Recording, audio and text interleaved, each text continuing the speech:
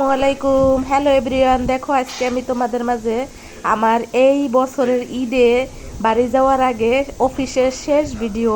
এই যে আমাদের চেয়ারম্যান স্যার, নিউরো সার্জারি ডিপার্টমেন্টের বিভাগীয় প্রধান চেয়ারম্যান স্যার স্টুডেন্টদের সাথে শেষ ক্লাস নিয়েছে, সেটা তোমাদের মাঝে শেয়ার করতেছি।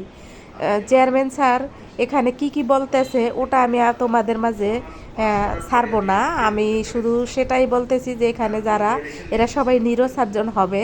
আর আমাদের বঙ্গবন্ধু মেডিকেল বিশ্ববিদ্যালয়, সাবেক বঙ্গবন্ধু মেডিকেল বিশ্ববিদ্যালয় এবং এখন যেটার নাম বাংলাদেশ মেডিকেল বিশ্ববিদ্যালয়, সেই মেডিকেল বিশ্ববিদ্যালয়ে নিউরো সার্জারি বিভাগীয় প্রধান, সাবেক পিজি হাসপাতাল, এইখানেই কিন্তু আমি জব করি। এই যে এইটাই হইলো আমার অফিস রুম।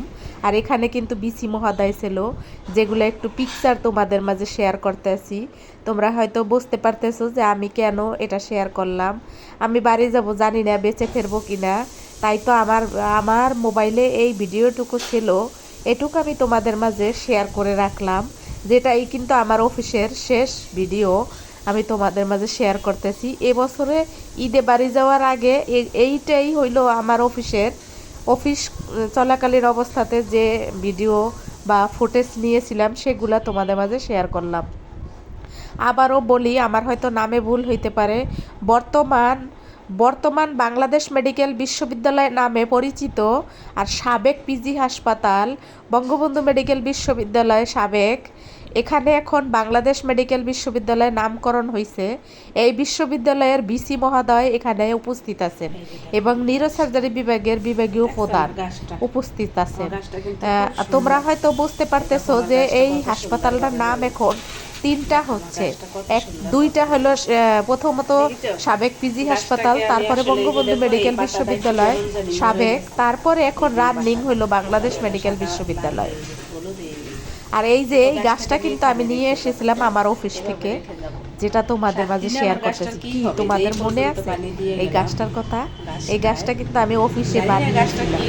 এর সাথে আরো কতগুলো গাছ বানিয়েছিলাম, সেগুলো আমি অন্য কাউকে দিয়ে দিয়েছি। আমার একজন পছন্দের লোক বা আমার পছন্দের কাউকে দিয়ে দিয়েছি। আর এটা আমি বাসায় নিয়ে এসেছিলাম। কে ওখানে পানি দেবে করবে যে ছুটিতে গেলে, সেই জন্য আমি এটা নিয়ে এসেছি। কিন্তু এখন দেখতেছি এটাকে রেখেই আমি বাড়ি চলে যাচ্ছি। তোমাদের মাঝে এটা শেয়ার করার একটাই উদ্দেশ্য, তোমরা হয়তো যারা প্রকৃতি প্রেমী তারা বুঝবে আমার ফিলিংসটা, আর যারা গাছের প্রতি অত যত্নবান না তারা আসলে বুঝবে না। আমি চেষ্টা করতেছি একটু একটু করে তোমাদের মাঝে আমি কি পছন্দ করি সেগুলো তুলে ধরার জন্য।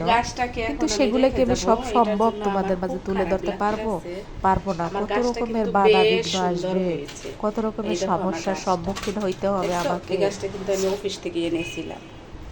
এই তো দেখো অফিস থেকে এনেছিলাম। দেখো আশেপাশে কিন্তু অনেক রকমের নয়েজ আছে, অনেক রকমের শব্দ আছে। দেখো একটা পাতা কিন্তু হলুদ হয়ে গিয়েছিল। গাছটা সুন্দরভাবে হয়েছিল। এখন আর আমি আমার জানি না যে আমার সবসময় এই ঠান্ডা গাছটা লেগে থাকে, আমি জানি না কেন। অফিসে সারাদিন এসিতে থাকি, তো বাসায় তো এসি নেই, এই জন্যই আমার এই ঠান্ডা লাগে। আর এরপরে একটা গোলা রুটি বানিয়ে খেয়েছিলাম, যেহেতু ভাত খাইতে ভালো লাগে না, সারাক্ষণ ঠান্ডা থাকে, মুখে রুচি থাকে না, তাই তো একটা গোলা রুটি বানিয়েছিলাম।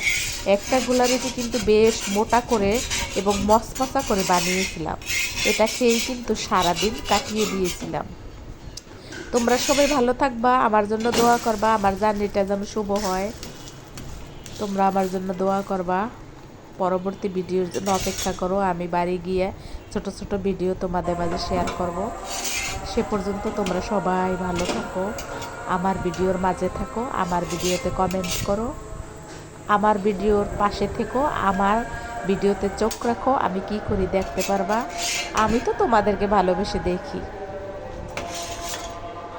দেখো আমার এই গোলা রুটিটা কেমন হয়েছে, খেতে কিন্তু বেশ মজা ছিল। এখানে কিন্তু আল্লাহ হাফেজ, আসসালামু আলাইকুম।